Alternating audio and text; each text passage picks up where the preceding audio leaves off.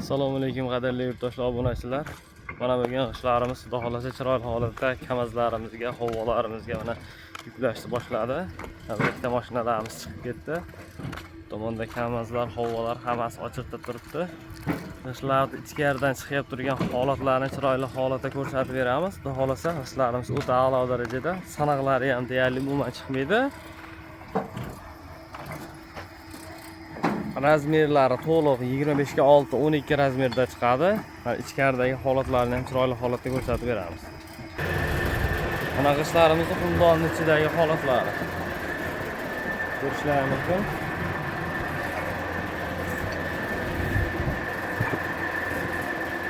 Xuddi shu g'ishtlarimizda xomg'ishlari ham bor, xomg'ishlarini ham ko'rsatib beraman. Bemalol kelib bezovta xomg'ishlarni ochirish bilan pishg'ishda bemalol olishlari mumkin. Mana bu tomonda xomg'ishlarimiz bor.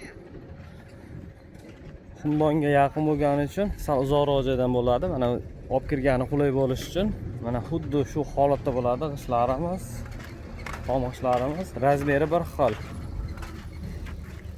Xomg'ish bilan pishgan g'ishtda bitta qolipdan chiqadigan g'ishtlar mana. Kimga kerak bo'lsa mana shunday g'ishtlar bemalol aloqaga chiqishlari mumkin.